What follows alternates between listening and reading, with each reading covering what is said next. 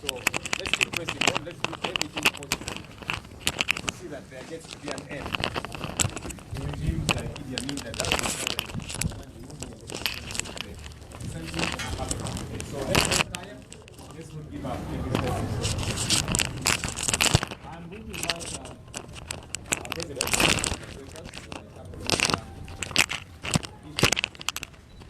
It's the first time that we are back to our report since the election. You know that police have been area and taken charge of it as their place overboard. We have always thought that there's too many other things that police and the military can do, things that can keep them busy as opposed to being here idle and disorderly. We have always thought they are better being occupied by running after people stealing taxpayers' money, running after people who are breaking into people's houses, running after men, breaking women, criminals, as opposed to flocking this place and being idle and disorderly. We are glad that that has happened, but it's not Uhuru yet. We keep pressing on every step of the way. Mr. President, you're welcome to address us.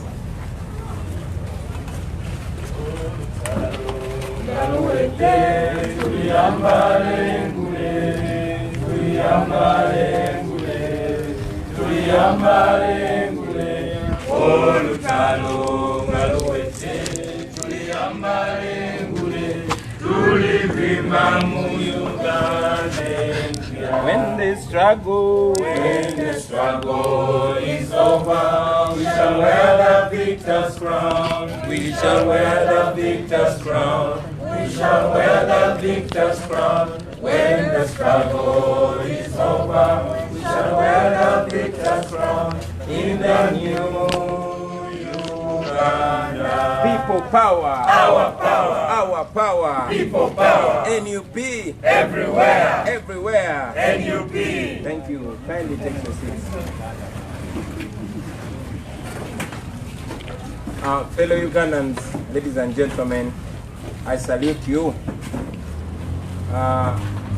You all recognize that our office has been under lock and key for the longest time. The military and police just left our office yesterday, even when we ran to the High Court to order them to leave our offices. We had not gotten a decision and an order from the High Court. Today we come to you to address a few issues, mainly three. I want to talk about the rampant kidnaps and abductions of Ugandans. Fellow Ugandans, you heard General Museveni recently came out and actually admitted to sanctioning the extrajudicial killings of Ugandans, the kidnaps, the abductions, and the detentions without trial. You also, General Museveni, bragging about killing Ugandans and about keeping many of them in illegal detention. We condemn that in the strongest terms possible. And I want to remind all of you that we are still doubting that the days of Pandagari are back. The days of dreaded extrajudicial killings and disappearances of Ugandans. We have raised this issue with various organizations, and we intend to push on because this is unacceptable. This must not go on in this our country. I want all of you to know that according to our statistics, more than 3,000 Ugandans have been kidnapped. Many of our leaders, supporters, and close allies are living in fear.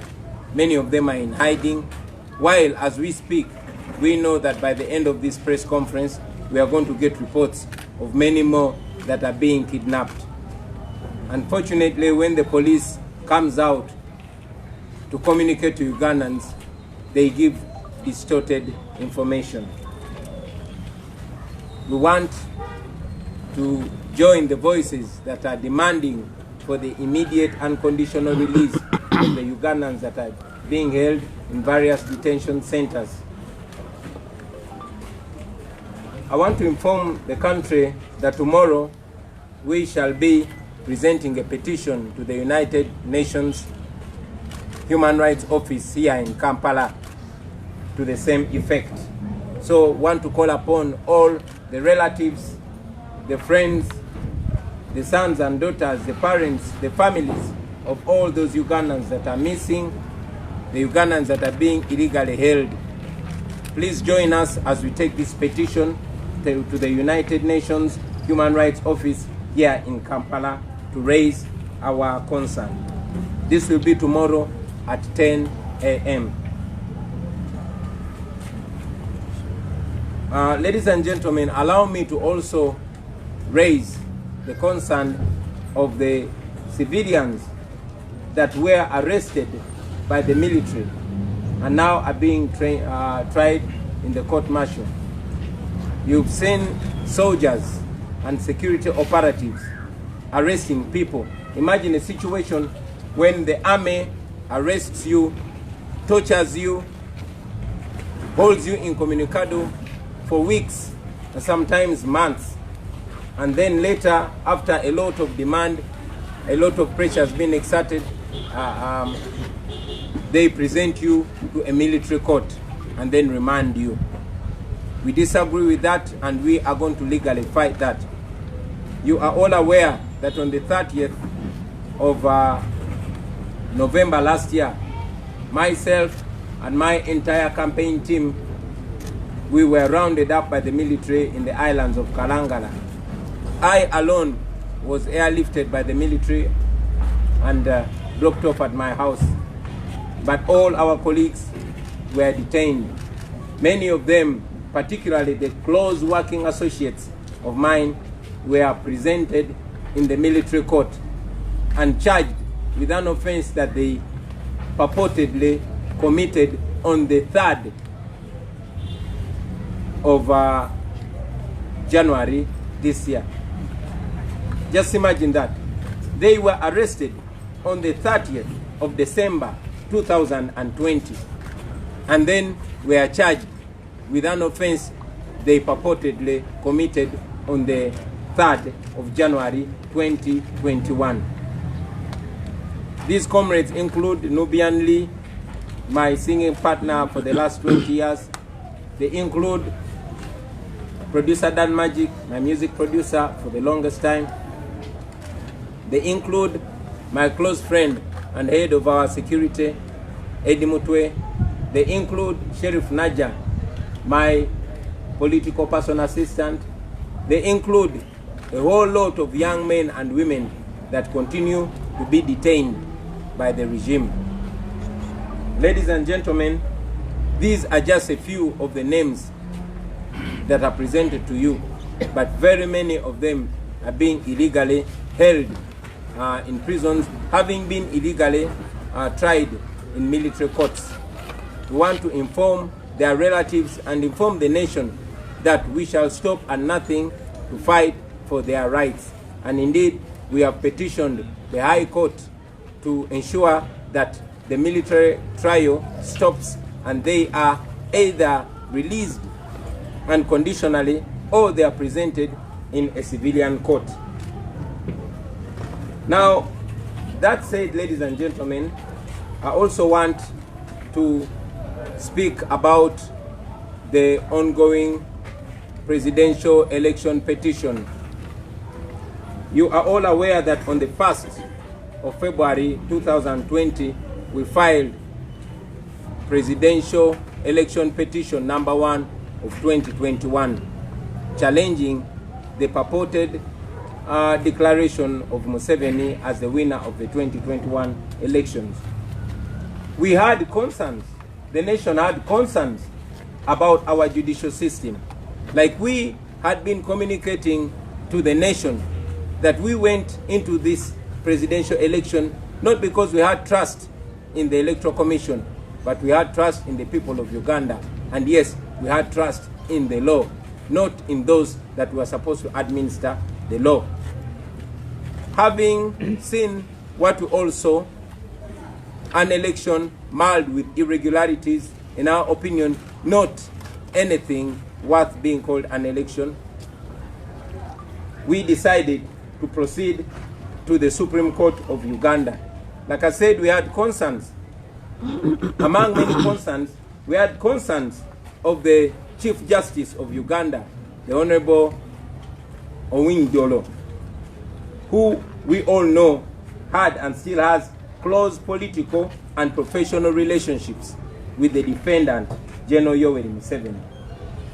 We know that the Chief Justice, the Honorable Owiny Dollo, was Museveni's defense lawyer in the 2001 presidential election petition.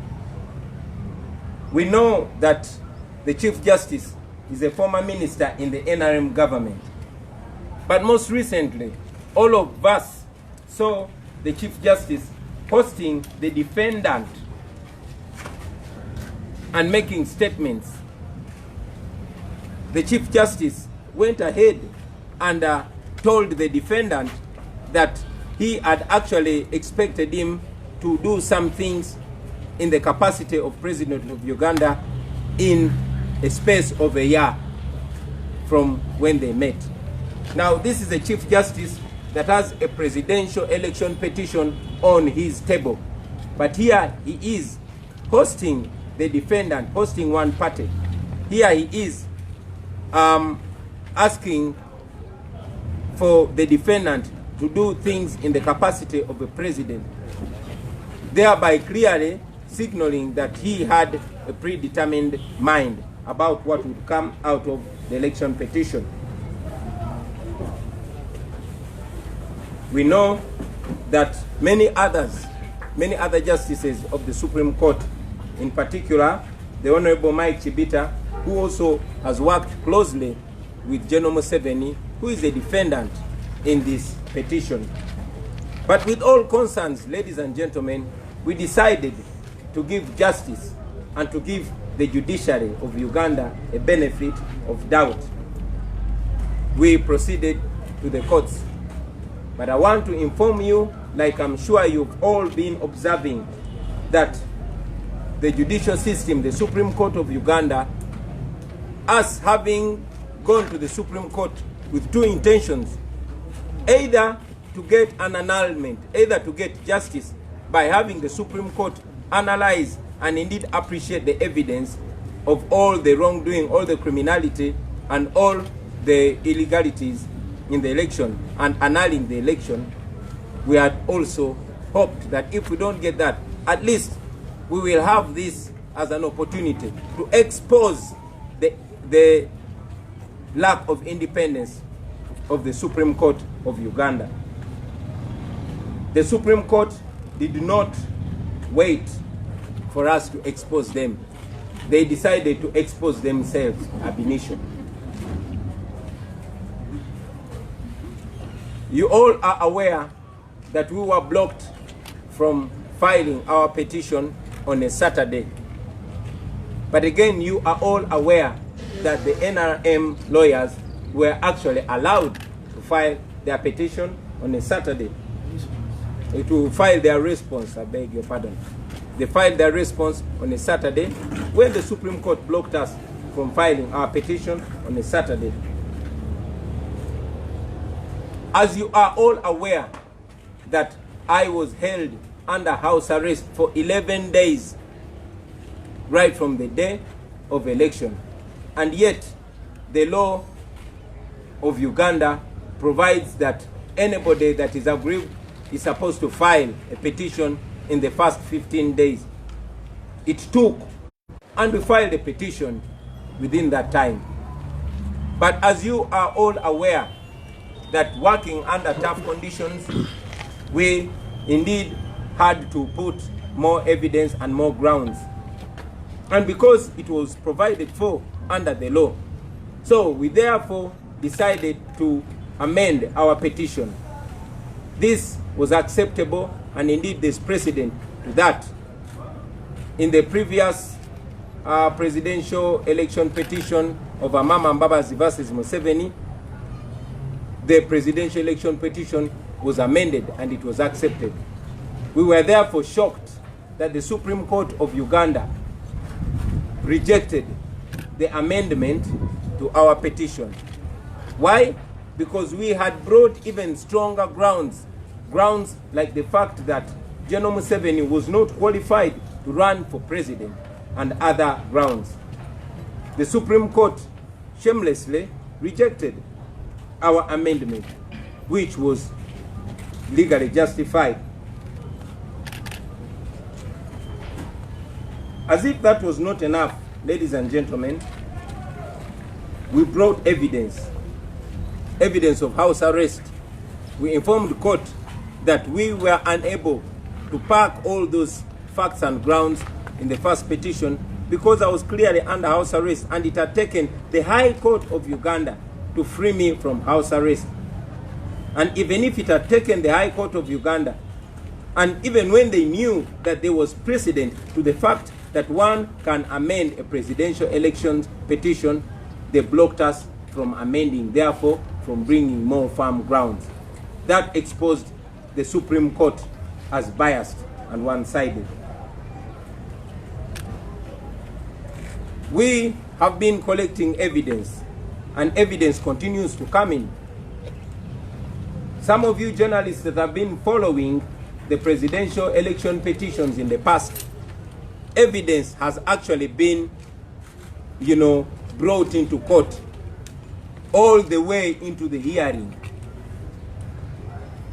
But because our witnesses, many of them are on the run, many of them have been arrested and detained in prisons, while others have been abducted and held in military detention. Many of them are in hiding, but we were able to make every effort and reach out to them and get that evidence and get those affidavits. But alas, we presented that evidence to the tune of 250 more new pieces of evidence in form of affidavits. But as we speak right now, that evidence is with the High Court, with the Supreme Court of Uganda, but is still being rejected. I must inform you that in the case of Kizza Besigye versus Museveni in 2001 and also in 2006, evidence kept in being, admitted in the Supreme Court all through the hearing. We have not even started our hearing, but the Supreme Court is rejecting evidence. What is the reason? We strongly believe that the court is working on the orders of General Museveni. Like I said, many of our witnesses are on the run, many are in jail. This, our office, has been closed, and as you know, we've been addressing the media from my house because the military and the police has been camped here until yesterday, when it was the apparent deadline of submitting more evidence, and that is when they left. We had most of our evidence here in our office, but it's clear that the military and the police blocked us from accessing that evidence. Even when we ran to the Supreme Court, the High Court of Uganda was very quick to order the military to leave my house. But up to today, the High Court of Uganda is yet to give us a date for hearing when we petitioned it, seeking an order to the police and military to leave our office. The police and military left on their own volition. With that, we think that the Supreme Court is in a conspiracy. For example, I must also cite this. In the previous presidential election petition of Amama Mbabazi versus Museveni, the submissions went on way into a whole week. Lawyers would submit orally, verbally, and the nation, the population, the world was able to follow. But because the Supreme Court knows, in my opinion, that they would be put to shame, that this case will expose them to the last, the Supreme Court decided to reduce the hearing of this case to only 30 minutes. You can imagine that the previous presidential election petition submissions went on for a whole week. But now the Supreme Court is saying we can only submit for 30 minutes. We think that is an effort to keep the nation, the population, and the entire world in the dark about this case. And we reject that also. The Supreme Court, ladies and gentlemen, we think wants to turn justice into a mockery. And we as a National Unity Platform reject being part of that. Therefore, we want to put the Supreme Court on notice that if this persists, we are not going to be part of that mockery of justice. Like I've mentioned, we have questions about the Chief Justice, the Honorable Owing Dolo, having been a former Museveni minister, having been a former Museveni defense lawyer, and also we have seen voices and indeed pictures suggesting that the Chief Justice has been meeting General Museveni on a regular basis. And we believe that within the law, that is wrong. And therefore, we want the Chief Justice not to be part of this hearing. Not just the Chief Justice. There are other justices of the Supreme Court. People like the Honorable Mike Chibita, who we all know was a private secretary for legal affairs in Mr. Museveni's office for 7 years. We also know that the Honorable Ezekiel Muhanguzi is a relative to General Eri Tumwine, a person that the national and international community has castigated for abusing human rights, a very, very powerful regime apologist, has a relative who is going to determine the fate of his boss. So we join all voices that are demanding for them to excuse themselves, to recuse themselves from hearing this case, because we do not expect any justice from them. We also, like I said, put the Supreme Court on notice, well noting that there is precedent to the fact that evidence has been adduced all through the hearing, and we fail to understand why the Supreme Court rejects the evidence that we are bringing before it. We went to the Supreme Court to seek justice, not injustice, and we expect them to be partial. We expect them to conduct this trial in a just manner. Therefore, if that is not reached, if these obviously biased justices of the Supreme Court are still in this case, if our evidence, which is already in the Supreme Court, but they are still refusing to admit it, if they continue to block us from presenting evidence, if they don't accept the clear evidence to them, then we shall have no option but to withdraw from their court. And when we do that, the next step will be taking our matter to the Court of Public Opinion. I want to remind those justices of the Supreme Court, the Chief Justice inclusive, that they are citizens of Uganda. And we have the same rights. Every Ugandan has the same rights as they have. And they are servants of Uganda. And they are entrusted with dispensing justice. So we expect them to dispense nothing but justice. I thank you, ladies and gentlemen, for God and my country.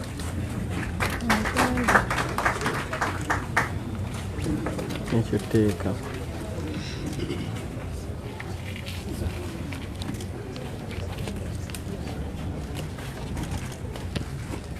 Thank you, Joel. He was briefing me so that when I'm speaking Luganda, I don't make mistake. You know my Luganda is not very good.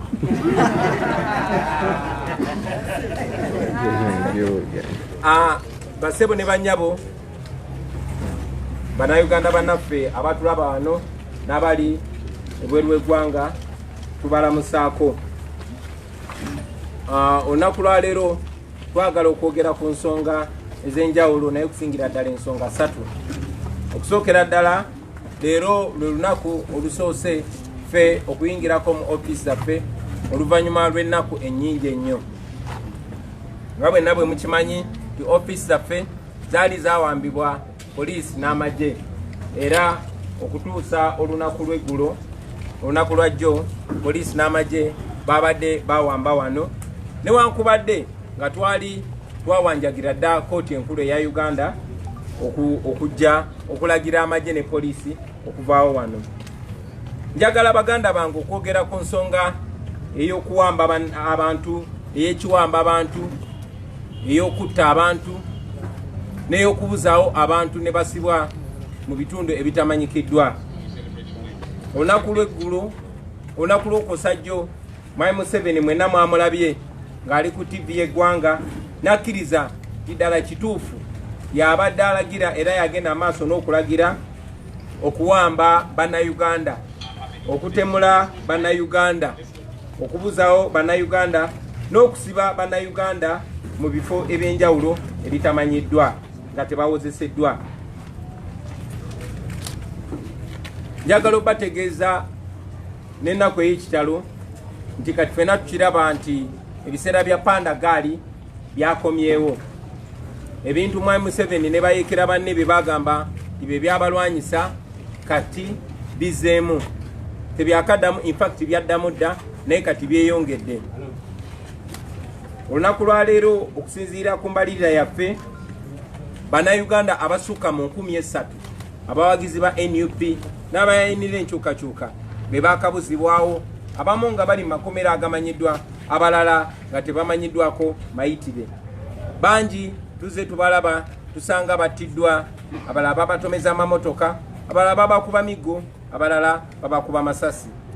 Bangi kummwe bannamawulire mwalaba munnamawulire munnammwe ate mukwano gwange nfiira bulago Hadadi Mubiru, abangi gwe mumanyi nga Ras Hadadi Wakanda, eyawambibwa yasembayo okulabibwa Emagere nga tuli ku press conference nammwe, naye ate wayitawo ennaku 2 n'asangibwa nga yattiddwa era nga asuuliddwa oluguudo. Bangi nnyo. N'olunaku lwajjo muganda waffe gwe twakazaako erya Mulongo Sam naye yaziikiddwa oluvannyuma lw'okutomerwa emmotoka. Abaagirabyeko gye bagambye nti yabaddemu abasirikale nga balina n'emmundu. Eyo nno y'embeera eri mu Uganda olunaku lwa leero. Abantu bangi batutuukiridde nga bawanjaga olw'abantu baabwe, babbaabwe, abaana baabwe nga basibiddwa, nga bawambiddwa. N'omukyalo omu amaze ebbanga nga yeetala ng'anoonya omwana we, yawulidde ng'omwana we y'omu ku mannya agasomebwa Mwami Museveni. Naye wadde Mwami Museveni yasomyeko batono ziramu bategeeza nti abantu bo ababuziddwawo bangi nnyo okusinga Mwami Museveni be yayogeddeko. Kyannaku nnyo ate kya buswavu nti Mwami Museveni ng'atudde mu ntebe ey'omukulembeze w'eggwanga yayasamizza akamwa ke n'ayasanguza nti yaleeta bakomando, era abo bakomando be yajja e Somalia be batemudde bannayuganda, be bawamba bannayuganda, era be bakyakumye bannayuganda nga babasibye nga tebawozesebwa. Ekintu ekimenya amateeka, ekintu kye tuvumirira. Twongera okugatta amaloboozi gaffe okubanja okuteebwa kwa bannayuganda bannaffe abo embagirawo, era n'abo be bagamba nti babalinako emisango baleetebwe mu kooti ezikkirizibwa mu mateeka bawozesebwe. Njagala otegeeza bannayuganda nti olunaku lw'enkya tujja kuba tutwala ekiwandiiko ku ofiisi y'ekitongole ky'amawanga amagatte eky'eddembe ly'obuntu, United Nations Human Rights Office, wano mu Kampala eri awo Kololo. Era nga njagala okusaba abo bonna abalina abantu baabwe abaabuzibwawo, abalina abantu baabwe abasibiddwa mu ngeri emenya amateeka batwegatteko, tutwale okuwanjaga kwabwe eri ofiisi y'amawanga amagatte, kubanga buli omu akiraba lunye nti amakooti ag'e Uganda n'ebitongole eby'e Uganda bikozesebwa Mwami Museveni era nga bikozesebwa kunyigiriza bannayuganda. Ekiwandiiko ekyo tujja kitwala nkya ku ssaawa 4 ez'okumakya. So abo bonna abanyigiriziddwa abaana baabwe ab'enganda zaabwe mutwegatteko ku nsonga eyo. Njagala okwogera ku nsonga y'Abannayuganda abatali basirikale naye abaasibwa era ne basimbibwa mu kooti ez'amagye. Mwena mujjukira nti ng'ennaku z'omwezi 30 omwezi ogw'12 omwaka oguwedde nga tuli mu bizinga by'e Kalangala twazingibwako amagye ne bankwata wamu ne bannange bonna bwe twali ku campaign trail. Okwenjawulo nti nze bannondo bamu ne banteeka ku nnyonyi y'amagye ne bantwala ne bansibira ewange. Bannange bonna abasukka mu 200 baatwalibwa mu makomera ag'enjawulo. Wabula abamu ku abo balondobwamu naddala abo abambeera ennyo ku lusegere ne babatwala mu kooti ey'amagye. Omwo nga mwe muli muganda wange gwe bayita Nubyandi, muyimbi munnange bwe tuyimbye ffenna okumala emyaka egikunukkiriza 2. Mwe muli omuyambi wange Sheriff Najja, mwe muli music producer waffe gwe bayita producer Dan Magic oba Daniel Oyerot, mwe muli Edward Sebufu oba Eddie Mutwe nga yakulira ebyokwerinda byaffe, mwe muli bannaffe bangi nnyo abo bakwatibwa ne batwalibwa e Kasajjagirwa mu barracks ne batulugunyizibwa bya nsusso era nga n'abamu bakyali balwadde n'eyo mukomera gye bali. Bwe babatwala mu kooti y'amagye babasaako omusango bwe bagamba nti baaguzanga ennaku z'omwezi 3 omwezi gwa January omwaka guno. Nkiddamu kitegere bulungi bana abantu bakwatibwa ng'ennaku z'omwezi 3 omwezi gwa December omwaka oguwedde.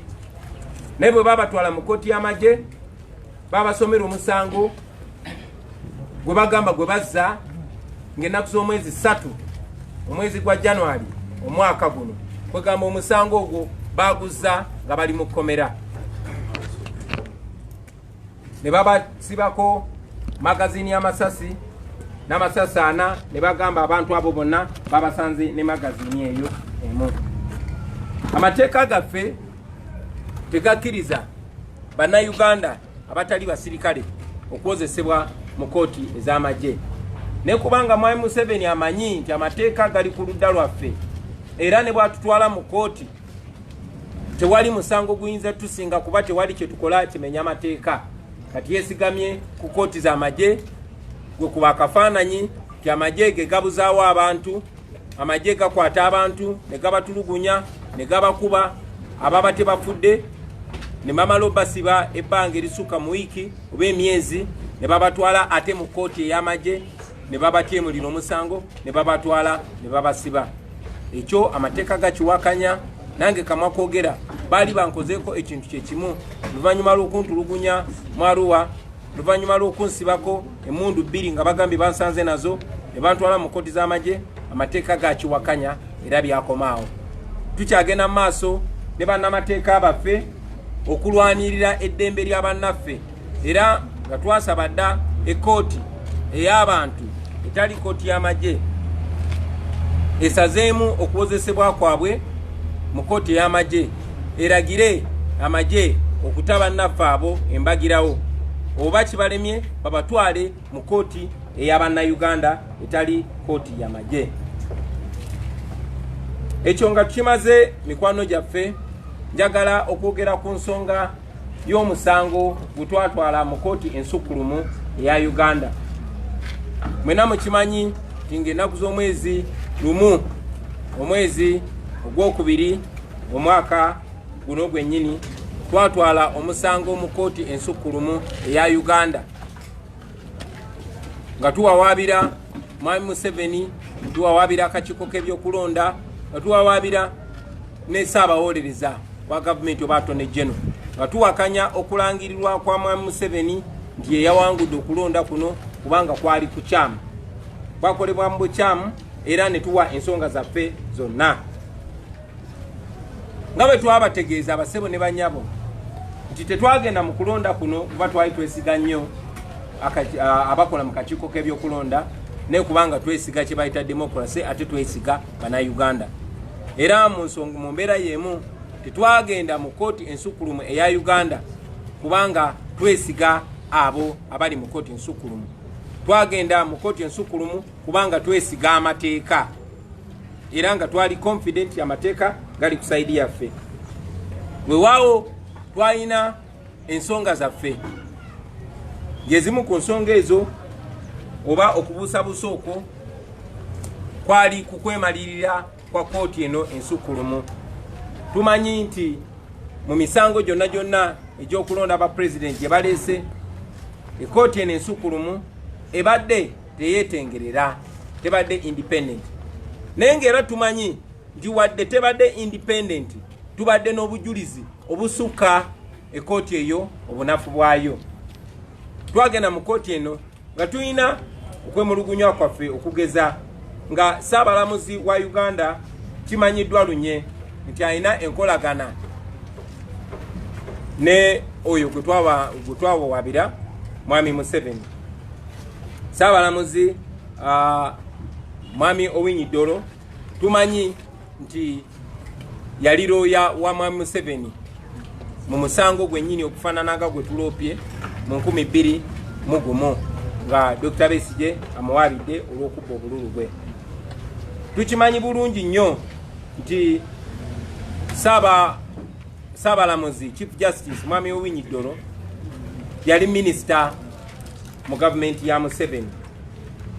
Naye ebyo nga tubiinamu okubuusabuusa nga twakamala ennaku ntono nga tutaddeyo okuwaaba kwaffe nga kuli ku mmeeza ya Ssaabawolereza, mwenna mwakiraba nga Chief Justice Mwami Owiny Dollo yayita omuwawaabirwa ku mukolo, era ku mukolo ogwo gwe gumu n'abaako ebigambo bye yayogera ensi yonna n'ebiwulira ng'amusaba nti omwaka ogujja ng'amusaba abeeko byamukolera ye nga Ssaabalamuzi.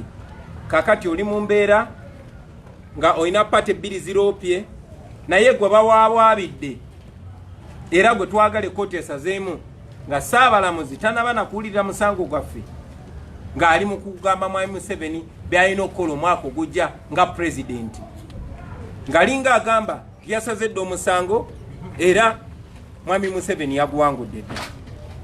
Ekyo nno tukivumirira, naye tekyakoma okwo. Ebyo wadde yabyogera twali tulina obugumu nti obujulizi bwe tugenda okuleeta mu kkooti bw'amaanyi nnyo nnyo nnyo, era obujulizi obwo bujja kusupasidinga okwekubira kwonna kwonna okwali kugenda okubeerawo. Twali tukimanyi nti n'omulala omulamuzi mu kkooti ensukulumu eya Uganda, omukulu gwe bayita Mike Chibita, yali mukozi wa Museveni, yali private secretary oba omuwandiisi ow'ekyama owa Mwami Museveni okumala emyaka 7, era okukubusabusa okufuna obwenkanya nga tukuina kubanga waliwo Omungereza kyayita conflict of interest.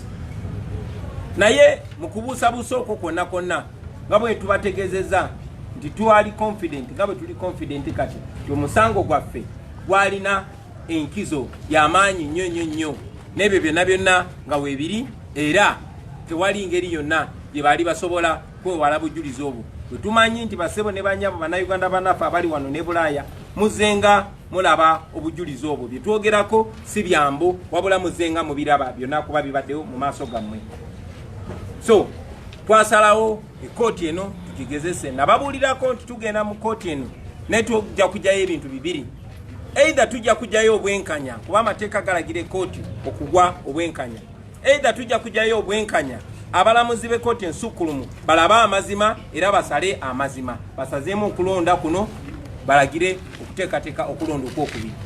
Naye nga tumanyi nti tebwe batakikola ekyo, lazima ekkooti eyo tujja kugirabisa, tujja kukozesa omukisa guno bannayuganda bonna bonna balabe ekigenda maaso nga bwe tuzenga tubagamba nti ekkooti teyeetengeredde, era bajja kiraba ng'ekkooti teyeetengeredde. Njagala okubategeeza bannayuganda bannaffe nti bwe tuli wano kirabika nga ekkooti ensukulumu eya Uganda esazeewo okwolesa obutabeera na nsonyi n'okwolesa kyekubiira. Munajjukira nti bwe twali tufairinga oba bwe twali tutwalayo omusango gwaffe guno twasooka gutwala ku lunaku lwa 6 era ekkooti ensukkulumu negaana okureceivinga okuwaaba kwaffe ku lunaku olw'omukaaga. Naye bannaffe aba NRM bo bagenzeeyo lwa 6 okuwaayo okwewozaako kwabwe era okwewozaako kwabwe ne kukkirizibwa ku lunaku olw'omukaaga, olunaku lwe lumu lwe baatugaana okuwaaba omusango gwaffe. Ekyo tekyakomyawo. Mwena mumanyi nti etteeka lituwa ennaku 15 okuwaaba omusango. Ne ku nnaku ezo 15 namala ennaku 11 nga ndi mu buwambe ewange. Era ekkooti enkulu eya Uganda, High Court, yamala kulagira amagye na poliisi kuva wange ofune eddembe lyange ne balyoka ne bavaawo. Baavaawo nga tubuzaayo ennaku 4 ekiseera kye tulina okuwaaba omusango kigweko. Newankubadde kyaliwo ekityo twasobola okukola emisana n'ekiro era mu bbanga erikkirizibwa amateeka ne tuwaaba omusango gwaffe. Ne kubanga tumanyi nti mu mateeka omuntu akkirizibwa okwongerako ku mpaaba ye, kubanga ekyo bwe kityo bwe kibadde, twatwalayo oluvannyuma lw'ennaku ntono okwongereza oba ennongosereza mu mpaaba yaffe nga tutaddewo ne grounds endala ze twali tetunaba kuteekamu kubanga twalina akaseera katono nnyo ate nga tulina okumiitinga deadline mu mpaaba yaffe. Twatwalayo grounds empya ezabakanga ennyo kubanga mu mateeka mu M7 yali talina kwesimbawo n'ebirala ebifaanana bwe bityo. Kyali kyansonyi era kyatukanga nnyo okulaba nti twatuuka mu kkooti ensukkulumu eya Uganda negaana ennongosereza mu mpaaba yaffe. Eno ye kkooti y'emu mu kuwaaba okwakaggwa okwa Honorable Mama Mbabazi nga waabira Museveni bakkiriza ennongosereza, bakkiriza okwamendinga petition. Naye kuffe ekkooti enkulu yennyini n'esalawo erage kyekubiira. Mu mateeka ekkooti ensukkulumu kyebeekoledde omuntu omu oba kyebeekoze musango gumu ebeera eyina kikikakatako okikola ne musango mulala, bakiyita doctrine of precedent. Ekyennaku ekkooti ensukkulumu yagaana wakati mu butaswala negaana ennongosereza mu mpaaba yaffe. Tebaatuwa nsonga, baatugamba ennongosereza mu mpaaba yammwe tugiganye tujja bawa ensonga oluvannyuma. Tebannatuwa nsonga. Naye era abamentioninga ne bagamba nti ebintu ebimu bye muwaabye ne bwe mutabireeta mu nnongosereza mujja bireeta mu evidence. Mujja gireeta evidence mujja kireeta mu bujulizi.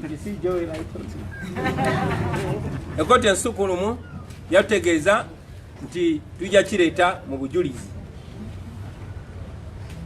Kakati mikwano gyaffe nga bwe mumanyi nti obujulizi bwaffe bubadde buzibu okuŋŋaanya, nti abajulizi baffe abasinga baliira ku nsiko, abalala bawambibwa tetumanyi gye bali, abalala bakwatibwa tumanyi bali Makindye oba bali Mbuya oba mu Zitokya Chambers endala, abalala bali Kitalya. Naye ekkooti yatutegeeza tujja kuleeta ensonga zaffe ez'endala mu bujulizi. Njagala obbategeeza nti olunaku lwajjo twatwe obujulizi bwaffe n'olunaku lwa Sunday, naye obujulizi obwo oluvannyuma lw'okulaba nga bungi nnyo kyansonyi nti ekkooti ensukkulumu ekyagaanye okukkiriza obujulizi bwaffe. Twatuteyo obujulizi bukunukkiriza mu pieces 225. Ekkooti ensukkulumu ekyagaanye okukkiriza obujulizi bwaffe obwo. Nja kubajjukiza nti mu misango egyalopebwa emisango gye gimu Dr. Besigye gwe yaloopa mu 2001 ne gwe yaloopa mu 2006. Ekkooti y'emu yakkiriza, eyina precedent nti yakkirizanga obujulizi era kibadde clear kuba ekkooti ensukkulumu kyesalawo musango gumu lifuuka tteeka.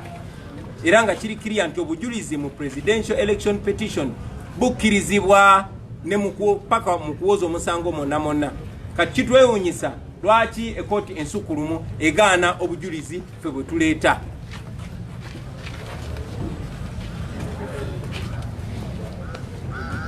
Already emaze obategeeza nti bannaffe abasinga bali mu komera balabalira ku nsiko naye ne wano wennyini ku ofiisi yaffe bwe tubadde nga tukuŋŋaanyiriza empapula zaffe esinga bwe tubadde tukuŋŋaanyiriza obujulizi bwaffe obusinga poliisi n'amagye baali bawambawo era lwamaze kutuuka olunaku lwa jjo nga ndowooza bafunye communication nti kati bagaddewo tebakkiriza bujulizi bwaffe buleeta poliisi n'amagye ne biryoka bivaawo wano. Njagala mujjukire titwasaba ekooti enkulu eya Uganda okulagira poliisi n'amagye okwamuka ofiisi yaffe kubanga baali bawambawo wano mu bumenyi bw'amateeka. Naye kooti ne guno gwaka ebadde tennaba kuwansala yaayo wadde okutuwa olunaku olw'okuwulira omusango gwaffe nga kiringa ekiraga nti ekooti naye badde ekolagana ne poliisi n'amagye okumekinga sure batulemesa nga bazanya omuzanyo gwe gumu. Njagala obategeeza kino baganda baffe ensonga lwaki twagenda mu kooti eno nga mbategeeza nti twalina okubuusabuusa kwaffe kubanga twali twagala ekooti eno tugirabise. Kuno okuwaaba kwa njawulo okusinga okuwaaba kwonna okubaddewo kuno okuwaaba guno musango gwa bannayuganda era nga twagala bannayuganda bonna bagoberere ensonga zino. Kati ekooti enkulu ng'etya okuswala kye baakoze kwe kugaana okuwoza. Kinajjukirwa nti mu musango gwa Amama Mbabazi gwe yaloopa mu kulonda okuwedde 2016 baloya bawoza okumala wiiki namba. Naye kyansonyi nti ekooti enkulu Saabalamuzi yagambye mu musango nze gwe naloopye tulina okuwoleza eddakiika 30 zokka. Gwe kuba akafaananyi byonna ebibaddewo obujulizi bwonna bwe tuleese tulina abajulizi abasuka mu 100 era nga tumanyi nti obujulizi bukkirizibwa mu kwoza kwonna nga bajjeeko okugaana obujulizi kati bwe tubawadde obuli mu kooti yaabwe naye bwe bakyagaanye okurisiivinga. Saabalamuzi n'agamba tulina kuwoleza ddakiika 3 zokka. Galinga ategeeza nti okwoza kuno tulina kuwoleza mu nzikiza.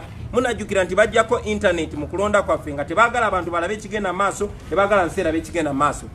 Kati tebaagala tuwoze nga abantu balaba kubanga bajja kuswala. Ensonga lwaki bagamba nti tulina okuwoleza eddakiika 30 ng'abalala bawoleza wiiki namba. Ekyo kya bumenyi bw'amateeka era kya buswavu ate abalamuzi betusuubira okuba nti be basinga okumanya amateeka bagalibaga. Ebyo nno basebo ne banyabo ffe bituleetera okukkiriza nti ne kooti ensukulumu ekolera ku biragiro bya Mwami Museveni kubanga yabawa omulimu naye ate tebakibiika na kibiika bakiragira ddala tebatya kukiraga tibakolera Mwami Museveni. Tukikakasiza ffe ke kooti ensukulumu egezaako obwenkanya ate okubukuba olubege era twagala okulaalika ekooti ensukulumu nga mwe muli ne Saabalamuzi nti muli bakozi b'Abannayuganda musuubirwa okugaba obwenkanya nga mubugabira Bannayuganda. Obwenkanya mwe bannamateeka mugamba tebulina kukolebwa bukolebwa wabula bulina okulabibwa nga bukolebwa. Justice must not only be served but it must be seen to be served.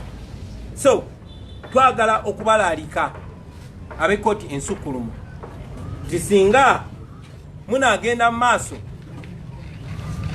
1 okugaana obujulizi bwaffe ng'ate omusango gwonna guyimirira ku bujulizi ng'ate emisango egyakaggwa kiri ku likodi nti mwakkiriza obujulizi mu mpoza yonna naye fe obujulizi bwaffe tetunatandika na kuwoza naye temwagala bukkiriza. N'ensonga endala tulina okwemulugunya ku Saabalamuzi naye si Saabalamuzi yekka kubanga ye tumanyi yali minisita wa Museveni twawulira ebigambo bye yayogera ng'alinga asala omusango ng'awanguza mwami Museveni, era mwena mbadde mubiraba ku social media nga waliwo reports nti asinkana mwami Museveni. Kati saabalamuzi oyinza otya okusinkana ate omuwawaabirwa ng'olina fayiro y'okuwaaba ku mmeeza yo? N'olw'ensonga eyo twagala saabalamuzi, twagala mwami Kibita naye nga mulamuzi mu kooti enkulu ensukulumu eya Uganda, naye nga tumanyi nti yali muwandiisi wa mwami Museveni ow'ekyama okumala emyaka 7. Tumanyi nti n'omulamuzi gwe bayita Muhanguzi Ezekiel wa Luganda ne General Eritu Mwine. So twagala mu mateeka, kuba amateeka gaabwe galagira, amateeka gafuga Uganda ng'ate abalamuzi b'ekkooti ensukulumu tukakasa nti bagamanyi bulungi, galagira nti omuntu bw'aba alina kyekubira oba nga alina kye bayita conflict of interest aba alina okwejja mu musango ogwo, era n'amaloboozi mugawulidde nga gasaba bejjemu. So ebyo bwe bitaakolebwe, obujulizi bwaffe bwe bunaagaanibwa, abalamuzi b'ekkooti enkulu naddala saabalamuzi bw'anaagenda mu maaso ng'alaga kyekubira, tujja kuba tetulina option ndala okujjako okujja omusango gwaffe mu kooti yaabwe ey'abantu 9 tugutwale mu kooti ey'abantu bonna Bannayuganda. Twakibagambako era tukibagamba olwaleero, essuubi lyaffe erisembayo erisooka era erisembayo liri mu Bannayuganda. The people of Uganda shall have the final say in the matters of their governance, in the matters of their country. N'olw'ensonga eyo basebo ne bannyabo twagadde bategeeza ebyo nammwe mubigoberere nga Bannayuganda, kubanga waliwo kaweefube mungi okuusiba ekitambaala ku maaso ga Bannayuganda baleme kulaba bigenda mu maaso. Bwe binaagaana byonna tujja kudda mu kye bayita court of public opinion eri mmwe Bannayuganda, mwe munaaba abalamuzi mu nsonga eno. Mwebale nnyo, mwebalire ddala lwa Katonda n'ensi yange.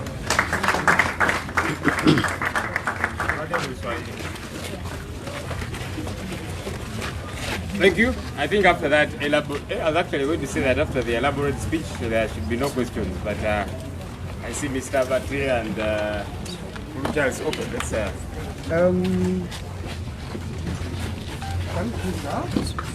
I have a couple of things to ask. One, yesterday, maybe putting a formal application to the Supreme Court for the justice to excuse himself from that matter.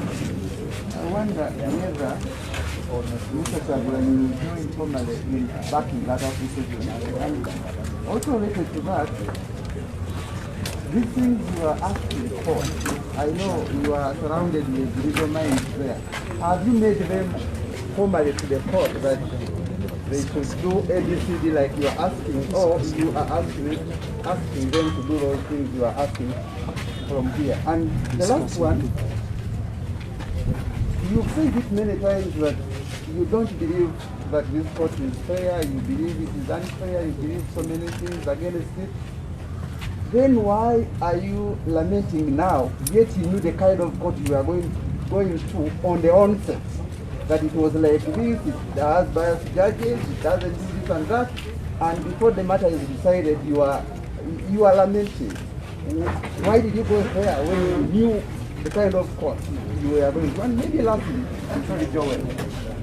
Yesterday you put out a list of 240 something names of people who have been kidnapped. But you've said many times that over 3,000 people have been kidnapped. How do you reconcile putting out a list of 200 and then continue claiming that there are 3,000? Are you doing justice to the rest of the people you claim were kidnapped, or it is just for, just that 3,000 people have been kidnapped? Okay, thank you. My name is Charles Mburo from CBS.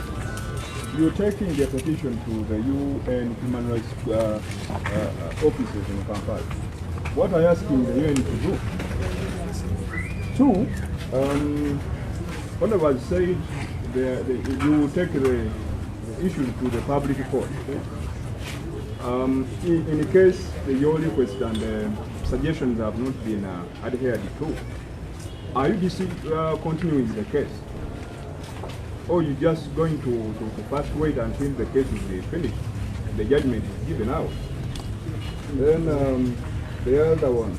The last one. The last one, yes. The officers have been under military siege for some couple of days. Is everything intact, or you're missing out something? Thank you.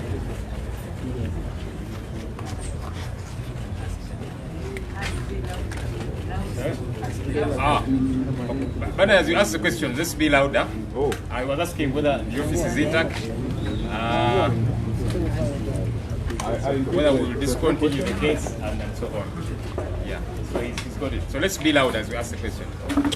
Yes, amanya Semaisima. Olunaku olwaleero tukuza olunaku lwa Bishop Janani Luumu. Bwe tutunuulira ebyo bye yafiiririra n'ebiriwo essaawa zino. Honorable Kyagulanyi, kiki kyaboogerako olunaku luno?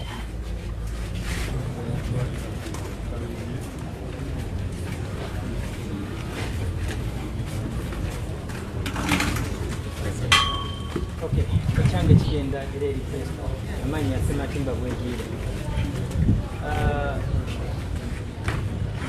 Ssaabalamuzi bwe yali mwali mutandika omusango guno yateekawo obumu ku bukwakulizo nga abalaga nti abawaabi temusaanidde musango guno okuteeka mawulire era temulina kubaako kyemugwogerako nga muyita mu mikutu gy'ebyempuliziganya mubeere nga mubirekera kooti yonna. Kaseera kano mu kulaga obutali bumativu obugenda maaso otunnyonnyola ku buli kimu ekigenda mu maaso mu kooti ng'abamawulire. Osuubidde oba musuubira tekirina kye kireetera kutaataagana gye muli nga mu abali mu musango ne kkooti okubaako kye yeekwasa gye muli nga yabagana okuteeka amawulire ate kati nga mugutuwulira.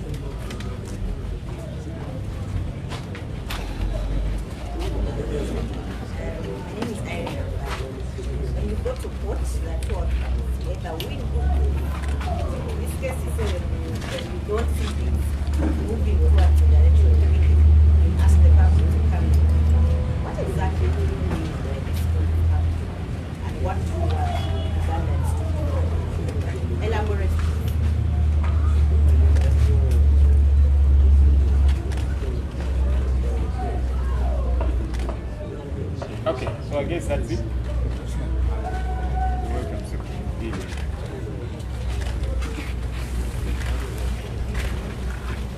These are very few questions. You have any more questions?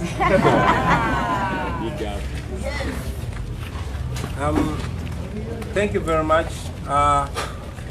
One journalist asked us about Ewan Malirizi. Just to inform you that he's not part of our legal team. Yeah. We have a robust legal team. We appreciate opinions from all people, but we have a legal team that is handling our legal matters. And it is our legal team that has authority to deal with our legal matters. And because we are the petitioners, we welcome those that join us, not the other way around. We're asked also if we have made any formal applications to the same effect. As you know, we are the politicians, if you like, although I don't really like that word so much. But we have lawyers, and our lawyers have instructions to implement what we are communicating to you, ladies and gentlemen. One journalist was asking, the same journalist actually, was asking, why do we lament? Why did we go there in the first place? These are institutions of state. These are servants of the people of Uganda. And we are here representing the people of Uganda. And we go to the courts of law to seek justice. And when we don't get justice, or when we see justice being compromised, we raise the matter. So, like we told you, we had our questions about the Electoral Commission, but those questions had to be put to the face of the people. Our questions and our constant complaints had to be substantiated and justified in the presence of the people. And that is exactly what happened on the 14th of January. We went to the polls, and as you all saw how the elections went. We have the judiciary, and we expect justice from there. So we went to get justice. But getting that justice, going for justice and getting justice, those are two different things.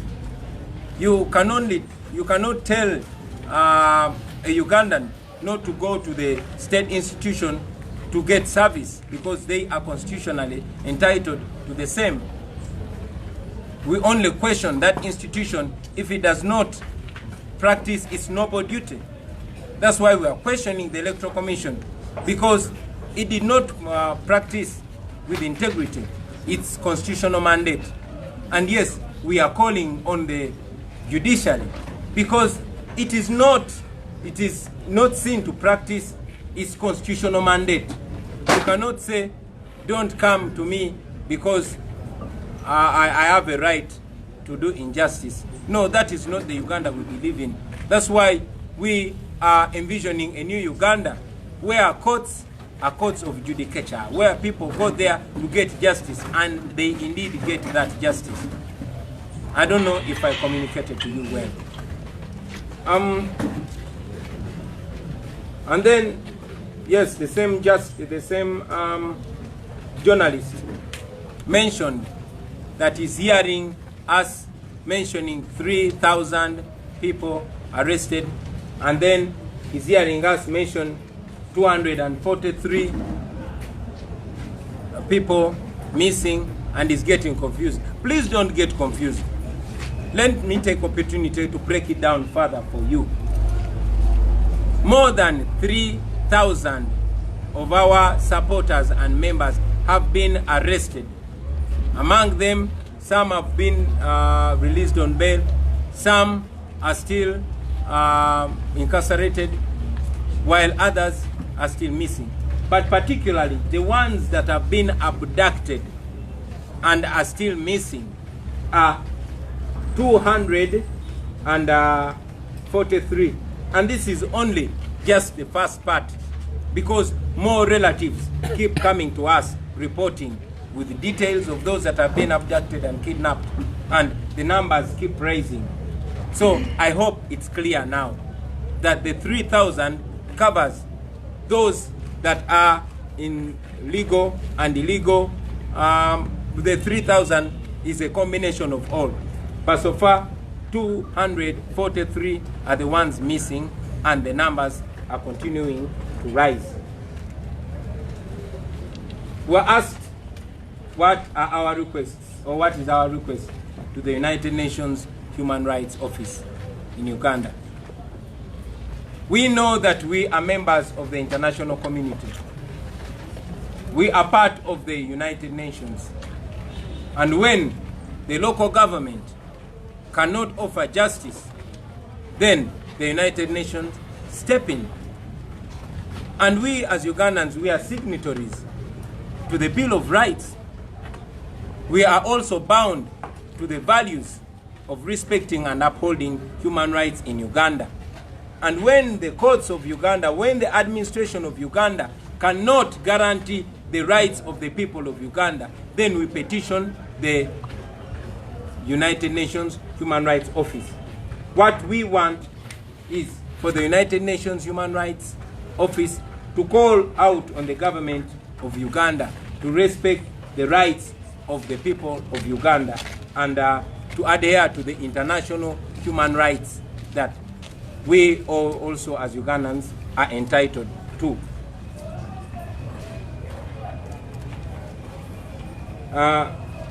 Sematimba Bwejire asked what we say about the Janandum Day. It's not my That was not you. It's not mine. Why don't you just take the credit?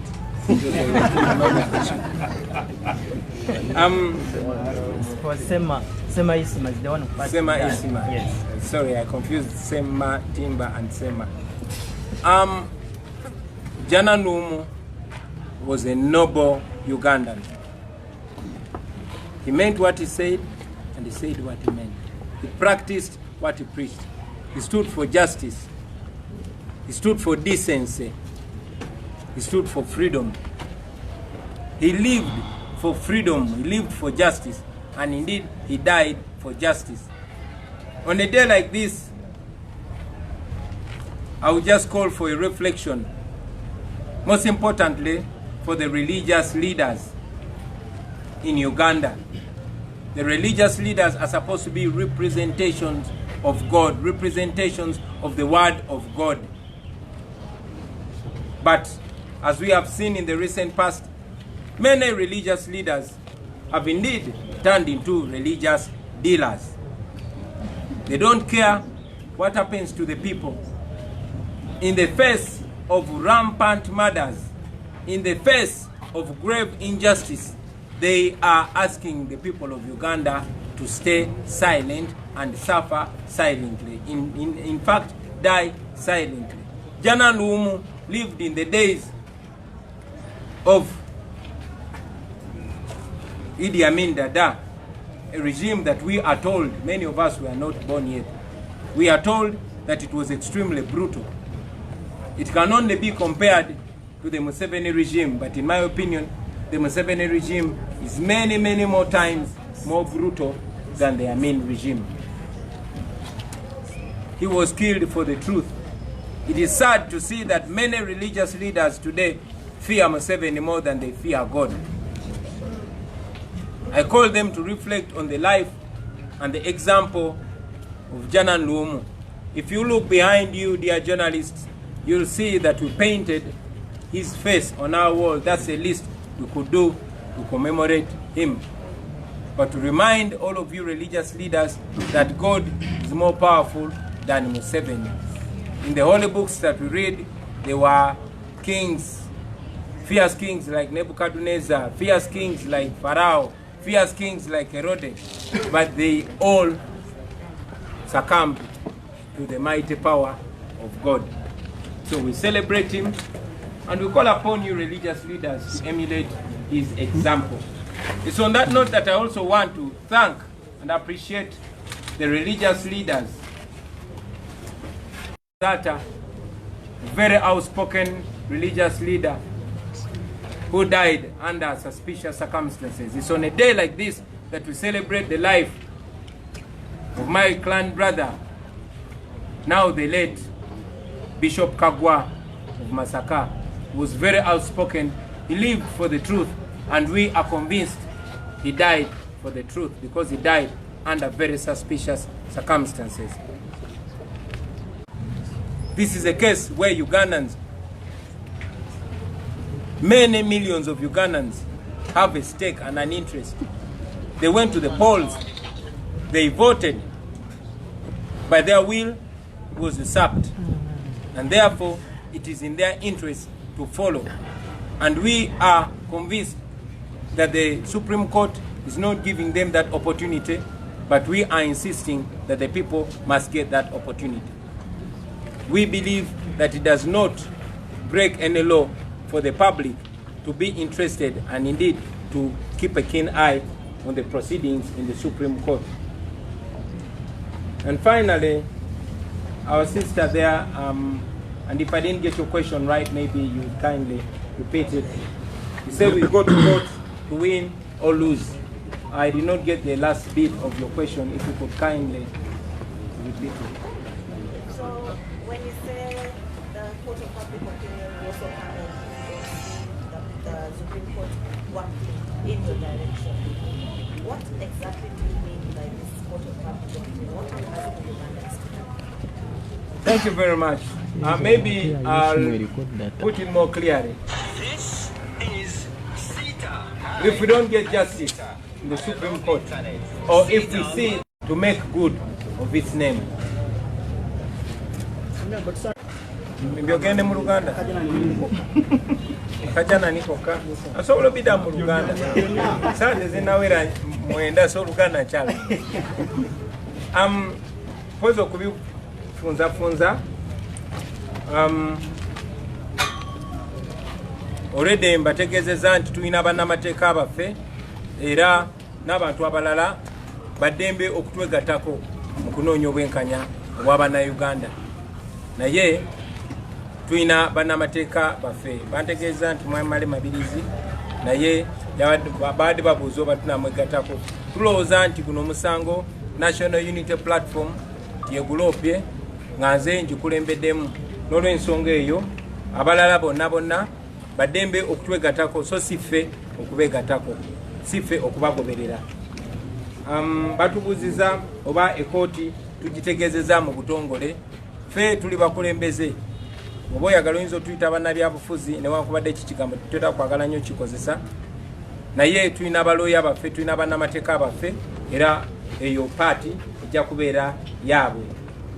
Omulala abuuzizza nti lwaki twagenda mu kooti ate kati ne tudda eno ne tutandika okukabira Bannayuganda nga twagenda mu kooti, nga tulina okubuusabuusa mu kooti.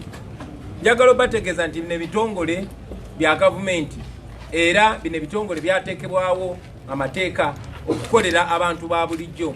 Nkibagamba bulijjo neera nkiddamu nti bino ebitongole byonna ababikolamu bakozi ba Munnayuganda era amateeka gabalagira okukola ekituufu. Tugendayo newankubadde tubuusabuusa obusobozi bwabwe okukola ekituufu, kubanga ababalagira babalagira nnyo okumenya amateeka, okunyigiriza Bannayuganda. Naye tugendayo si kuba twesiga abo abaliyo, tugendayo kubanga twesiga amateeka. Era bwe balema okugoberera amateeka n'okutuwa obwenkanya, then kwe kuvaayo ne tutegeeza Bannayuganda kuba tumanyi be bannannyini buyinza oluvannyuma lwa byonna. Era munnamawulire omu yagambye nti afunye okubuzaabuzibwa. Twavaayo ne tubategeeza nti abawagizi baffe ne bakulembeze bannaffe ne bamemba bannaffe aba NUP ne People Power abasukka mu 1300 be baakwatibwa, abali mu makomera n'abatamanyiddwako mayitire. Naye ate yawulidde nga tufulumiza listi eriko abantu 243 abatalabikako abawambibwa, n'atutegeeza nti abuzaabuziddwa. Nenjagala okukozesa guno omukisa okutangaaza nti omugatte bannaffe abaasibwa abawambibwa betumanyi gye bali ne bwe tutamanyi gye bali basuka mu 1300. Omwo mulimu abali mu makomera, mulimu abakateebwa kati abeeyimiriddwa, mulimu n'abatamanyiddwa. Naye in particular abawambiddwa ezo emmotoka zemumanyi nga drone, abatamanyiddwako mayitire, n'abo bwe twategeerezeddwako nti bali mu kutulugunyizirwa mu balakisi z'amagye ne mu Torture Chambers ng'emakindye ng'embuya bali 243.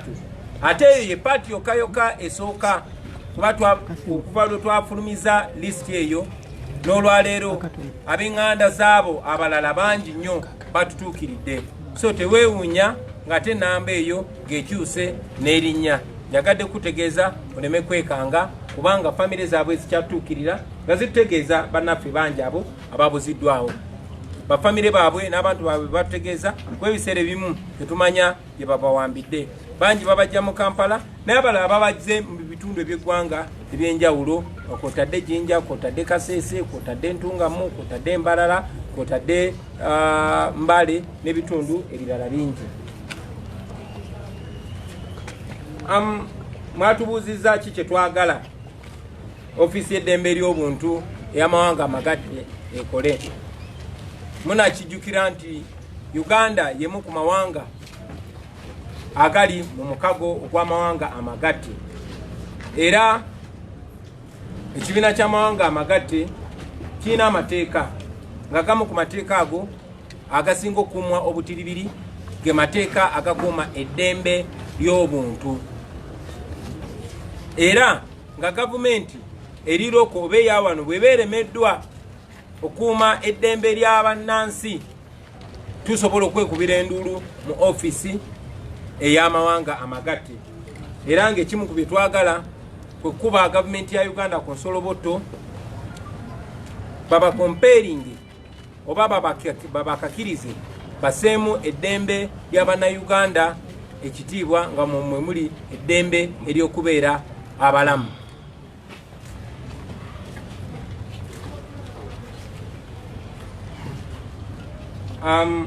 bansabye nziremu ne kyendowooza ku lunaku olwaleero olwa omusumba Janan Luumu eyatemulwa mu myaka gye7.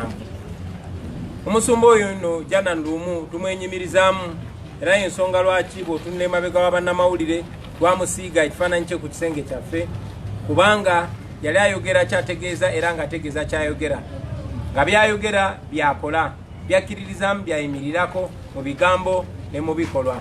Yayimirirawo ku lw'amazima, ku lw'eddembe ly'obuntu, era yattibwa ku lw'amazima, ku lw'eddembe ly'obuntu. Emyaka mingi nnyo ffe abaddawo n'abo abatambulira mu kkowe lye ery'okusumba ekereziya n'ekkanisa tulowooza nti olunaku lwaleero bandirowoozeza nnyo ku bulamu bwa Janan Luumu. Janan Luumu yabeerawo ku mulembe gwa Idi Amin era yatemulwa ku mulembe gwa Idi Amin.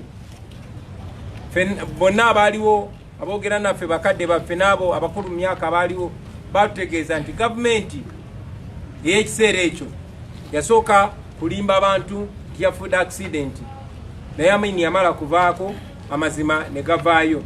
Ng'era bwe mulaba bannaffe bangi Bazigi Wine, Basegawa, olunaku lwajjo twabadde tuziika omulongo Saamu, bangi nnyo. Mwami Enanga ajja kuvaayo agamba oyo yeekonye ekigere n'afa, ajja kuvaayo agamba oyo yafunye accident n'afa. Tuli ba mukisa nti guno omulembe nga Nakyema Maria Museveni akyaliko tusobola okwogera amazima newankubadde ga bulabe nnyo, era amazima ge gamu gajja kuba malamu ne bw'anaaba amaze okugenda. Naye njagala okujjukiza bonna abakulembeze ab'eddiini okutunuulira obulamu bwa Janan Luumu, bamanye nti bw'oba ng'oli muweereza wa Katonda era ng'oyimirirawo ku kigambo kya Katonda, tolina kutya muntu yenna. Kyannaku nti abanaddiini, abakulembeze b'amaddiini bangi ku mulembe gwaffe batya Museveni okusinga bwe batya Katonda, era beeteefuteefu okubika amazima oba okutuulira amazima ku lwa Museveni. Bangi nnyo bayimirira ku bintu bibiri, bayimirira ku kutya kwabwe, bayimirira ne ku mulugube gwabwe. Bangi nnyo bwe babatiisatiisa nga basirika oba bwe babasa omugati mu kamwa nga basirika. Bangi nnyo abakulembeze ab'amadiini kati bakyuse, twayitanga ba religious leaders, kati abantu bangi babayita religious dealers. Naye njagala obajukiza nti Museveni si w'amaanyi kwenkana Katonda. Wabaddewo abafuzi bamusibira mu bbwa bangi ku biraddala byawandiikibwa Bakerodde, Nebukadduneeza, Falaawo, naye bonna amaanyi ga Katonda gabalaga nti gabakakanya. N'olw'ensonga eyo mutye Katonda okusinga bwe mutya Museveni, ate muyimirireyo ku mazima, kuba mmwe mutuyigiriza buli Sande ne buli Sabbiiti tubeere b'amazima, n'amazima gajja tufuula ab'eddembe. Kati naffe twagala obbabuuza nga bannayuganda nti muli b'abazima, muli baddembe? Ekyo kibuuzo eri mmwe basebo ne bannyabo. Wakati mu kunyigirizibwa, wakati mu butali bwenkanya, wakati mu ttemu erigenda maaso, tubasuubira mmwe abasajja n'abaami, abasajja n'abakyala aba Mukama Katonda waffe abatuyowa emyoyo, tubasuubira okuyimirira ku mazima. Ngera Dr. Martin Luther King bwe yatugambako emyaka egisukkamu 5 giyise nti omugigi omuto kiguleetera nnyo okubuusabuusa mu njiri bwe kiba nga abo abatembeeta enjiri ate balabibwa ng'enjiri nabo tebagikiririzaamu. So kiri eri mmwe enneeyisa yammwe n'engeri gye muyimirira ku mazima ejja okuleeterera ate omugigi guno omuto ogujja okukkiriza nti ddala bye musomesa mubikiririzaamu oba temubikiririzaamu. Poze ekisemberayo ddala ekidirira ekisembayo, Mwami Ssematimba Bwegire yatubuuziza nti Ssaabalamuzi yatugamba ensonga y'omusango guno tetulina nnyo giyingizamu bannamawulire, n'atubuuza nti ekikole bubi omusango gwaffe. Basebo ne bannyabo guno omusango gwa bannayuganda. Bannayuganda miliyoni ne miliyoni baavaayo ne bagenda ne balonda. Eddoboozi lyabwe ne lirinnyibwako nga likubako abakikola Mwami Museveni ne banne bakozesa omudumu gw'emmundu. Era bannayuganda baagala okumanya ekkooti neetegefu okubawa obwenkanya. N'olw'ensonga eyo bannayuganda balina okugoberera eno ensonga. kigere ku kigere. Tumanyi bulungi nnyo toba oli awo ebigambo ebyo ebyayogerwa Saabalamuzi byali bigenderedde kujja bannayuganda na bwongo bwabwe kugoberera musango guno. Twagala okutegeeza Saabalamuzi ne kkooti ensukkulumu nti eno ensonga ya bannayuganda ate nabo bakozi ba bannayuganda, bino bitongole bya bannayuganda. Kasita tuba nga tetusobezza ennono y'ekkooti ey'okukubaganya ebirowoozo mu lwatu ku nsonga eziri mu kkooti, bannayuganda balina okugoberera ensonga zino kigere ku kigere. N'olw'ensonga eyo njagala okukkaatiriza okusesiira ku nsonga y'ekkooti ennamuzi, ekkooti ensukkulumu eya Uganda okuwakanya ekyekkooti eyo okutuwa eddakiika 30 zokka okulambula ensonga zaffe byonna byonna ebikolobero ebibadde mu kulonda nga musango ogwaka gwa 2016 bawoleza wiiki namba. Tetwagala bino bibeere mu nzikiza, twagala bibeere mu ttaala. Tumanyi ebitongole bingi nnyo tebyagala bannayuganda b'ensi yonna erabe ebigenda mu maaso. Ensonga lwaki bajjako internet, ensonga lwaki bakuba bannamawulire nga n'omu tannatereera bulungi Ashraf Kasiri, kubanga tebaagala bannayuganda bamanye ekigenda mu maaso. Ensonga eyandeeta mu bino okusingira ddala kwali kukyusa maaso ga bannayuganda bagatunuze awo awali ekinyusi kyabwe, awali obulamu bwabwe, awali ebiseera byabwe by'omu maaso, era nga bwe wali eddembe lyabwe babitunuze ku ngeri gye bakulemberwa. N'olw'ensonga eyo bannayuganda balina okugoberera ensonga eno. N'ekisembayo munnamawulire ambuzza nti tugenda mu kkooti okuwangula oba okuwangulwa, naye ffe tugambye nti bwe tutafune bwenkanya tujja genda mu kkooti ey'abantu. Kituufu tugenda mu kkooti okuwangula oba okuwangulwa, naye okusingira ddala tugenda mu kkooti okufuna obwenkanya. Ensonga teri kwani awangudde oba ani awanguddwa, naye obwenkanya nga bulagiddwa. N'olw'ensonga eyo ekkooti ensukkulumu bwerabirwa olunye nga talina bwenkanya, nga muloopya omusango naye gwe bawawaabidde ng'ali mu kunywamu kacaayi n'omulamuzi, nga gwe bawawaabidde omulamuzi ali mu kumuwaana na kumutegeeza by'alina okukola omusango gumaze okusalibwa nga linga agamba yagusaze dda, ekyo kiba kimalamu ekkooti ensukkulumu ensa, era tuba tugenda kudda mu kkooti y'abantu. Kubanga nga bwe tubadde nga tubagamba nti gye buva ne gye bwenkana bannayuganda be bagenda okuwa ensala esembayo mu nsonga za Uganda. Mwebale nnyo, mwebalire ddala.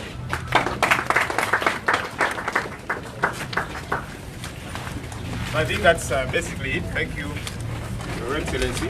We request party leaders and the MPs will have a quick meeting with you in the hall just after here. Thank you, everybody.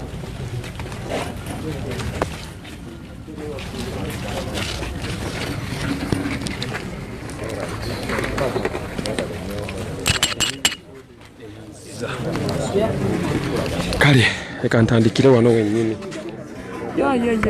Leka ntandikire wano wennyini. Naye nga musooke mu commenting. So, seka. Okay, ati nange ngenda kutandika mbabuulire ekibulako nakyo ekitandise. Kale. Leka mbeereko n'ekyembaga.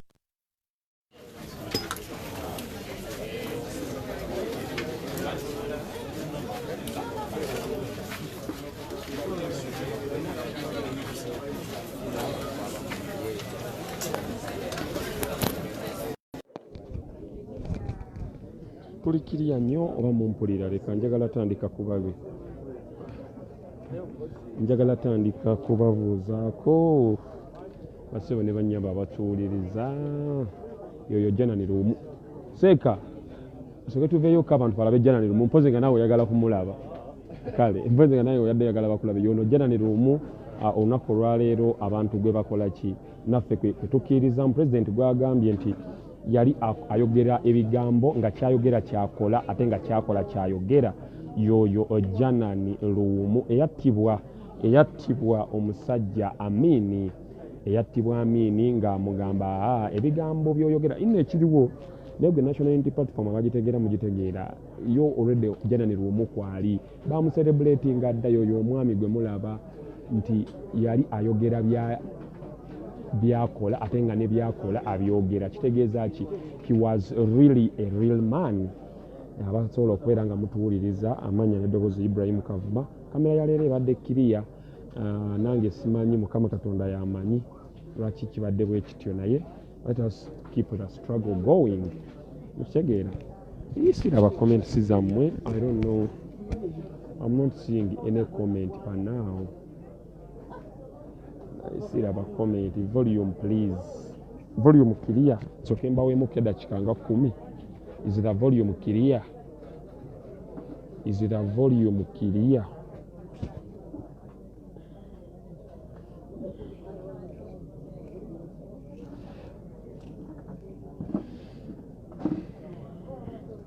is the volume clear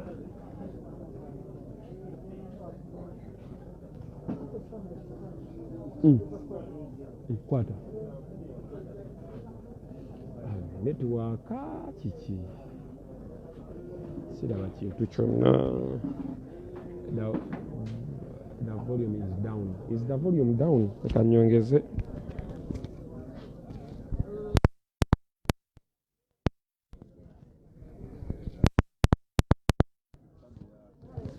volume erikiriya volume erikiriya ebasaba ne banywa abatuwuliriza kyekino olunaku lwaleero tubadde mu press awo mukulembeze jjukiranga kuva ennaku z'omwezi zaali 13 we baggalawo kino ekitebe kya NUP paka olunaku olwaleero ekitebe we bakiguddewo basaba ne banywa abampuliriza muganda waffe Ashraf wa security muganda waffe Ashraf wa security agambye mukoleki essimu ye bagibbye bagenze waka ne bakola ne bamenya kubazze wano essimu ye bagenze waka ne bamenya then essimu ye ne bagitwala kati obanga omanyi oli mukwano gwa Ashraf sebo ne banyabo osobola okubuulirako mukwano gwa Ashraf waliwo kati enamba eryokukubibwa bagimututteko essimu Ashraf wa security ejjukira baamukoona luli bagenze waka ne bamenya abadde ajja eno n'akuyibwa essimu ebintu bye ne babitwala kitegeeza ki kola kyonna kyosobola okulaba nga you inform the public about that issue ekirala basaba ne banyabo ngenda genda owa Lukman Kampala ngenda genda owa Lukman Kampala omuntu yena alina obuyambi bambi nebaza waliwo mukyala yampeerezaayo eggulo $20,000 nga twalire muganda waffe Saamu Mulongo bannange thank you so much omukyala erinnya njaddisomawo maaso abanene nebaza buli omu asupportinga ku eno page anyone who supports on this page mbebaza nti abamu mujja mu inbox yange simala bagambo baki rather mumanyi ki ekyokukola because fete tuli tukola ekyo kye tulina okukola mbebaza buli inboxing anabeerako ekintu kyagattako ne woba ngambye ezzuwa akategwe twabadde ku kooti muganda waffe buli contributing okwa Eddie Mutwe was happy because I talked to him and the mom ogenda okulaba nga babadde basanyufu neera sente zaatuuka saawa zino mbadde njagendako wa Lukman Kampala naye omuntu yenna alina kyasobola okubeera ng'ayamba ngenda kubeera twagala kuba mpiininge nga tuli wa Lukman lwakuba ate abantu abamu tebeetaaga kamera for example Lukman does not need camera ate nga beetaaga obuyambi ne Maaka ayagala kubeerako ne byayogera ery'eggwanga waliwo yamperezaako ku ssente nazituusa naziwa muganda waffe Maaka nazimuwa yasanyuka yakwebaza omukyala thank you amuwa akasente n'akafuna anyone nga gwolina kyoyagala okubeera nga okola ki owaayo ku muntu yenna wa struggle nze ndi ready okubeera nga nkidelivaringa in that wentuukayo nyinza obutateeka mu kamera bwent oba bateekamu kamera but again bakirina okunteekako responsibility okukola live okujjukiza oba okubeerako nga ngamba abantu bannange ono waliwo atuwadde zino sente ne bwezi neera zituuse panaw waliwo naweerebwa $20,000 ngagende owa muganda waffe bagansindikidde kiro waliwo omukyala yagampeereza nga twala owa muganda waffe Mulongo Sam gwe baziisa olunaku olw'eggulo neera ndi kukola nteekateeka okulaba nga ŋŋendayo ansinkane maama okulaba nga ŋŋendayo nga maama muwa ssente waliwo neeyampa ssente za Edi Mutwe zaatuuka bane mwebale buli omu kyalina kyakola nti olunaku olwaleero press ebaddewo omukulembeze ayogedde from day one kuva olunaku lwe baatusibaga 13 omwezi ogwa January tubadde tetuuddangamu ku approachinga ku kitebe kino nga naffe bituluma naye panawo ekitebe kiri fine olw'okuba pulezidenti akugambye ensonga lwaki babadde basibye ekitebe kyaffe sigamba nti babadde bakisibye nga balina reason babadde bakisibye ekitebe olw'embeera nti babadde tebaagala tukolektinga obujulizi obumu babutulesezza wano wa ku kitebe nga neera kyo balaba nga security ebadde nga tight wano nawali ng'obujulizi bali baagala tuleme butwalayo naye nga mbeebaza mwenna basebo ne bannyabo obuzibu siri kusoma comments naye mbadde njagala nnyo ndabe eki kyemugamba tugenda genda wa Lukman. For me, I want to contribute to Sadani Magic.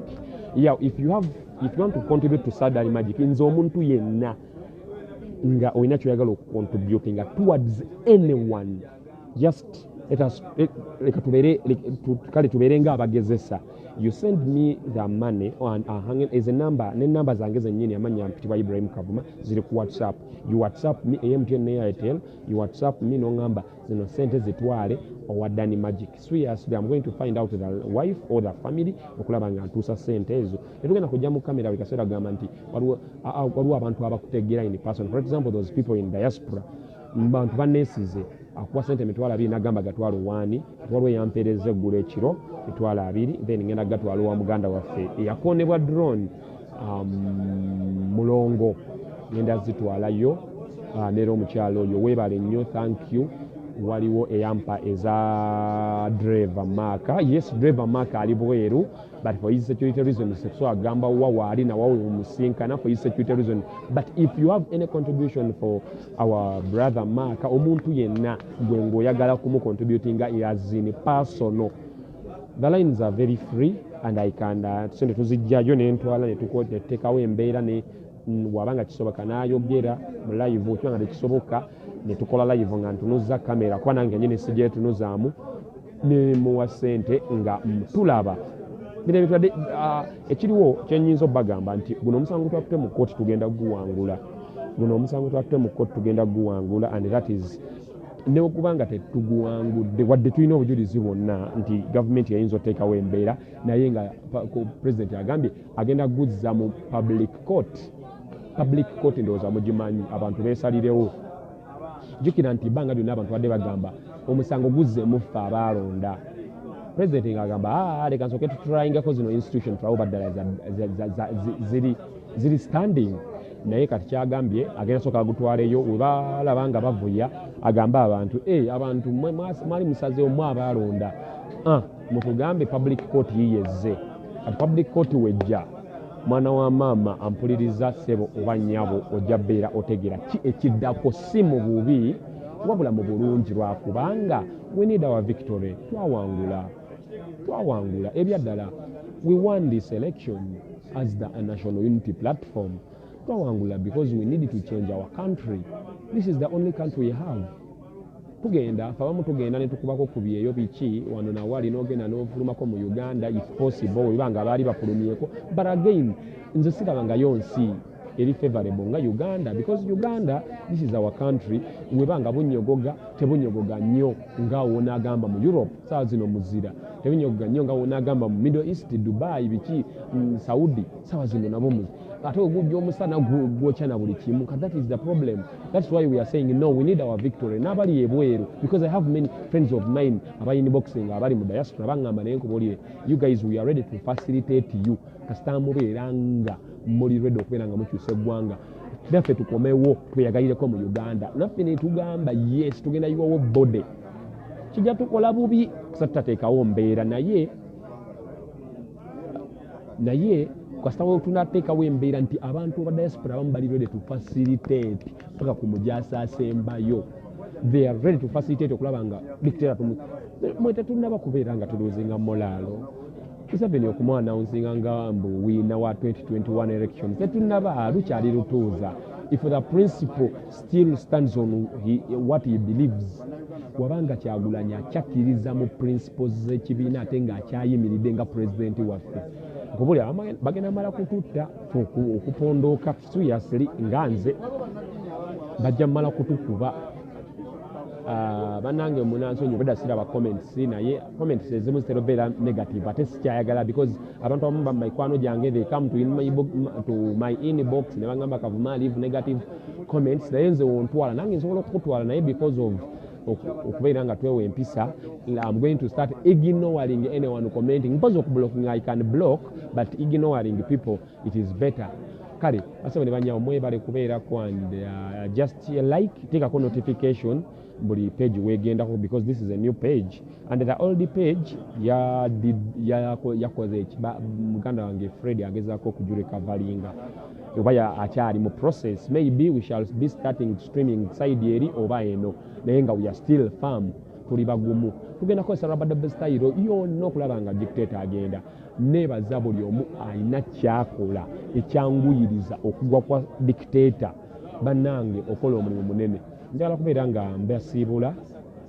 kubeera nga mbasiibula maybe nyinza ogendako egomba wa mama wa mulongo comrade waffe oba sente nenzeya ku mobile money oba nengendako nenga mbadde njala leero tumalirize ekya Lukman Kampala abampuliriza basebo bannyabo Lukman Kampala this is a guy akuba president waffe ebifaananyi oba akuba general secretary ebifaananyi is a videographer oba is a photographer bambi yeetaga ku buyambi nti yalina ennyo mu kibuga kuno Kampala baliko babiri ne muganda waliwo muganda we baliko babiri nga rent abasumbuwa mitwalo giri 15 emirundi esatu 15 emirundi esatu it means emitwalo 45 ne okubeera nga mami mbu byabadde bamulabirira nga abalenzi ababiri mami ali mu kyalo yeetaaga okulaba nga afuna ku medication jukira nti byabadde bamulabirira ate muganda wa Lukman aliwo wano mu Kampala n'asoma alinayo byakweyawo asoma weyeeya kati kitegeeza ki naye talina bulungi sente ate nga Lukman abadde asinga omubeezaawo kati mami talina bulungi ddagala medication bali mu kyalo Kampala kuno baliko babiri that is the information that Lukman gye yaŋŋambye yampadde namba ya muganda ne mukubya naŋŋamba ekyo abaaliko ku live video emu gye nakola ndowooza mwawulira eddoboozi lya muganda wa Lukman he told me rent amusumbwa ne mami mu kyalo those are the things ezisinga okubeera nga zikola disturbing bannange omuntu alina facilitation sigenda pininga kati namba but again abamanyi enamba sente za samazite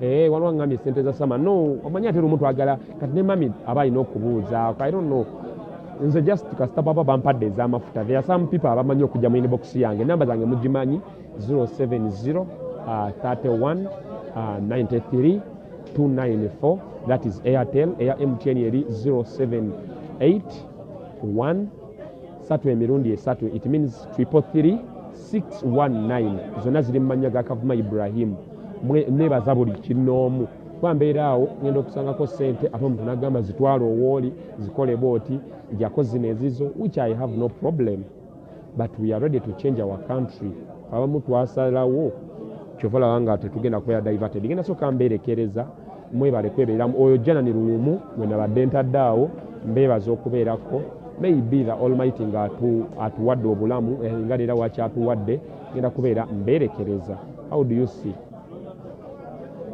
you see mberekerezeemu badde njagala genda wa Lukman tugendeko wa Lukman Kampala he is out aliwo ngambye wabula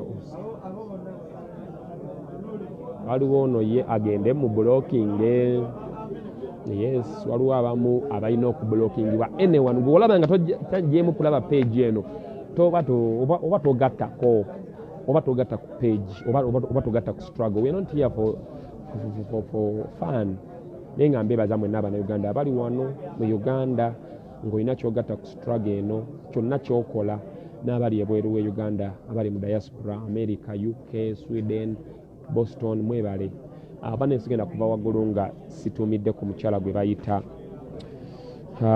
mukyala ni I'm forgetting the name, Rebecca. Yes, bana mbadde nsaba mu ntypingireko. Thank you Rebecca. Mukyala Rebecca, he's doing something great.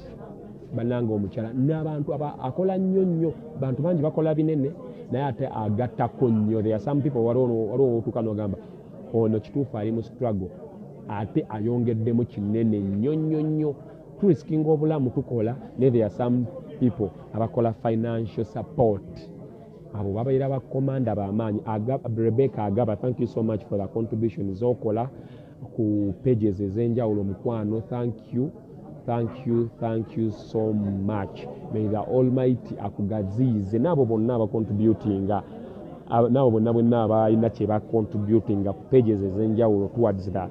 If it's about struggle, mwebalire ddala Mukama Katonda omulungi abagaziize ensawo. Leka mberekereze mu ddakiika, leka tusabemuko basebo ne bannyabo, tusabemuko eddakiika emu. Mukama Katonda w'ekitiibwa twebaza olw'ebigambo principal waffe byayogedde olunaku olwaleero ebituzaamu amaanyi okulaba nga tusuubira okulaba nga tutuuka mu Uganda empya. Buli lunaku olukeera tusaba principal waffe Robert Kyagulanyi Ssentamu omuzzeemu amaanyi ne ba comrades bonna ne ba foot soldiers ne ba memba baffe aba parliament aba NUP n'abalala abo bennyini ne baba nga si ba NUP naye nga bakkiririza mu kukyukakyuka. Nsebo ne bannyabo, Mukama Katonda tusaba okuume buli muntu mu kiti kye okulaba nga akola ekyo ekisobola okubeera nga kiyamba okukyukakyuka y'eggwanga. Omukama Katonda tumusabye nga tuyita mu linnya lye, amiina. Kambasiibule, amanya n'eddoboozi bampita Ibrahim Kavuma.